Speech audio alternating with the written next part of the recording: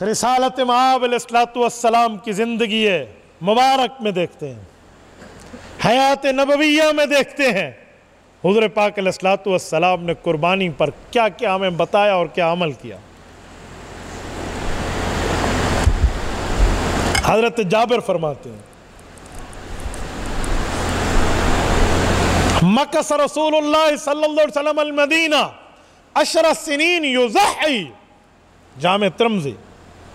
فرمائے لوگو، رسالت مآب نے 53 سال کی عمر میں ہجرت فرما کر مدینہ میں 10 سال قیام کیا، اور 10 سال اللہ کے رسول صلی اللہ علیہ وسلم قربانی فرماتے رہے،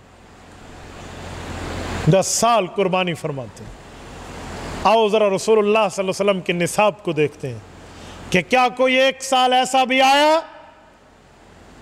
رب کریم کے اس رسول کریم پر جب وہ اتنے مالدار ہوں، کیا ان کے پاس 52.5 تولہ چاندی جتنا مال جمع ہو چکا ہو؟ اور یہ بھی یاد رکھیں 52.5 تولہ چاندی اور 7.5 تولہ سونا، یہ آپ کی اور میرے وزن ہے۔ حضور کے زمانے میں یہ تولہ بولا نہیں ہوتا تھا، رسول اللہ کے زمانے میں درہم اور دینار ہوتے، درہم چاندی کا، دینار سونے کا۔ جس کے پاس 20 دینار ہوتے یا جس کے پاس 200 درہم ہوتے، قربانی کا حکم دے دیا جاتا۔ آج 20 دیناروں کو تولو جو سونے والے ہیں۔ میں نوٹ کے دینار کی بات نہیں کر رہا کہ آپ کرنسی آف دا کویت سمجھ لیں کہ کویت کی کرنسی، نو، وہ سونے کا دینار جو رسول اللہ کے دور میں تھے، گولڈن سپیرو کہتے ہیں عام زبان میں، وہ 20 کو آپ وزن کریں تو 7.5 تولہ سونا بنتا ہے، اور 200 درہم کی چاندی کو وزن کرے تو 52.5 تولہ بنتی ہے۔ یہ جو ہم جملہ کہتے ہیں نا کہ 52.5 تولہ چاندی اور 7.5 تولہ سونا، یہ بعض لوگ پوچھتے ہیں کہ اس تولے کی ترتیب تو حضور کے پاک کے دور پہ نہیں تھی، تو واقعی نہیں تھی، لیکن وزن اتنا تھا کہ 7.5 تولہ بنتا ہے یا 52.5 تولہ بنتا ہے۔ تو جس آدمی کی ملکیت میں صرف سونا ہو تو 7.5 تولہ، صرف چاندی ہو تو 52.5 تولہ، اور اگر دونوں مال ملا کر ہیں تو پھر صرف 52.5 کو ترجیح ہوگی۔ جس بندے کے پاس ضرورت سے زائد موجود ہے، اس آدمی پر قربانی آ گئی۔ حضور پاک علیہ السلام کی زندگی کی بات کر رہا تھا۔ ان 10 سالوں میں اللہ کے رسول پر یہ کبھی نہیں رہا کہ حضور 7.5 تولہ سونا یا 52.5 تولہ چاندی کی قیمت کے مالک ہیں، یہ کبھی نہیں رہا۔ رسالت مآب علیہ السلام نے غربت میں زندگی گزاری ہے۔ اجوع یوما و حدیث پاک میں ہے، اے اللہ اشبع یوما و اجوع یوما، ایک دن کھاؤں تیرا شکر ادا کروں، ایک دن بھوکا رہوں، اس پہ صبر کروں۔ یہ رسول اللہ کے شب و روز ہے۔ اللہ کے رسول پہ کبھی قربانی واجب نہیں رہے، لیکن قربانی کی ہے۔ کیوں؟ رسالت مآب جانتے ہیں انہو لیأتی یوم القیامت بقرونہا و اشعارہا و اضلافہا، قربانی کا کوئی عضو رب ضائع نہیں کرتا۔ وہ کیا؟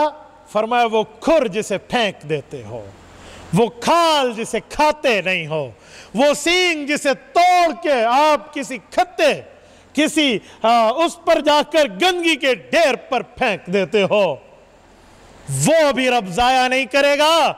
قیامت کا دن ہوگا، تمہارا قربانی کا جانور آئے گا،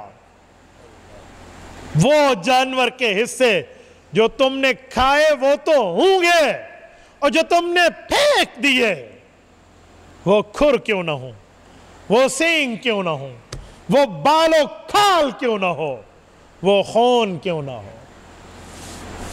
حضرت اماں جان کی ایک اور روایت میں اللہ کے رسول نے فرمایا اِلَّا كَانَ دَمُهَا وَفَرْسُهَا وَصُوفُهَا، جو خون اس بکرے کا ایک قطرہ بھی رب ضائع ہونے نہیں دے گا۔ کیا کرے گا اللہ؟ حسنات محضرات فی میزان یوم القیامہ، ایک ایک چیز کو اللہ تعالیٰ تمہارے نامہ اعمال میں اس کو رکھ دیں گے، نیکی بنائیں گے۔ یہ رسول اللہ صلی اللہ علیہ وسلم جانتے تھے، تو اللہ کے رسول نے 10 سال قربانی کی ہے، اور ٹانک کے غیوروں ایک نہیں 2 جانور ذبح کیے ہیں۔ جامع ترمذی جلد 2 ابواب الاضاحی اٹھائیں، سیدنا حیدر کرار، حضرت علی المرتضی صاحب ذوالفقار رضی اللہ عنہ ارشاد فرماتے ہیں اضحیٰ بکبشین، اللہ کے رسول دو جانور ذبح فرماتے، جب ایک پہ چھری ہوتی تو فرماتے اللہم ھذا عنی، اللہ یہ اپنے نبی کی طرف سے قبول فرما لے، اور جب دوسرے پہ ذبح کرنے کے لیے چھری رکھتے تو اللہ سے کہتے، عرض کرتے اللہ امن لم یضحی من امتی، میرے اللہ میرے امت کے ان غرباء کی طرف سے بھی میری قربانی قبول کر لے جو قربانی کی طاقت نہیں رکھتے۔ پوری حیات نبویہ میں جب قربانی کا حکم آیا اور جب اللہ کے رسول دنیا سے رخصت ہوئے، یہ یوں ہی سلسلہ چلتا رہا، اور سیدنا علی المرتضی رضی اللہ عنہ باوجود کہ خلیفہ وقت ہے، خلیفہ راشد ہے، خلیفہ اسلام ہے، ہزاروں کلومیٹر مربع میل کی زمین پر سلطنت خداداد کے رئیس ہیں حضرت علی، لیکن اپنے گھر کا حال دیکھیں تو قربانی علی المرتضی پر بھی نہیں آتی، لیکن قربانی کی ہے، اور ایسے ہی دو بکرے، ایک لیتے اپنی طرف سے اور دوسرا رسول اللہ کی طرف سے۔ سلام ہے اس خوش نصیب کے مال کو، خراج عقیدت ہے اس مسلمان کی دولت کو، جس کی دولت اپنے لیے بھی قربانی پہ استعمال ہوئی ہے اور رسول اللہ کا حصہ بھی اس میں رکھا ہے اس میں۔ یہ طریقہ آج تک مسلمانوں میں جاری اور ساری ہے۔ بھائیو، اصل مسئلہ یہ ہے کہ ہم غیرت کی بات دیکھیں، نصاب کو چھوڑیں۔ قربانی کا تعلق غیرت اسلامی سے ہے، نصاب سے ہوگا تو مفتی مولوی آپ کو بتائے دیں گے، میں آپ کی غیرت کی عمارت کے دروازے پہ دستک دے رہا ہوں۔ آج کل لوگ علماء کے پاس آتے ہیں، مولوی جی، مفتی صاحب، حضرت میرے اوپر قربانی آتی ہے؟ میں حیران ہوں اس آدمی پر، جب اس کی بچی اور بچے کی شادی ہوتی ہے نٹوے منگوائے جاتے ہیں، اس وقت پتہ نہیں کیا سے کیا موسیقی کرانے کے لیے کیا کیا آلات نہیں بلائے جاتے، لاکھوں روپے ان میراثیوں پر خرچ کر دیا جاتے ہیں، محلے کی نیندیں حرام ہوتی ہیں ان کے دکڑے بچ بچ کے۔ اس وقت کوئی نہیں پوچھتا کہ میں اس شادی پر لاکھوں خرچ کر رہا ہوں، قربانی کے حصے کے بارے میں آ جائیں گے، جی مولوی جی میرے اوپر قربانی آتی ہے۔ غیرت مر چکی ہے۔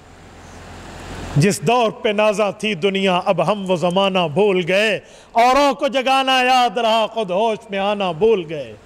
آزاد تو اب بھی ہوتی ہے مسجد کی فضا میں اے انور، جس ضرب سے دل ہل جاتے تھے وہ ضرب لگانا بھول گئے۔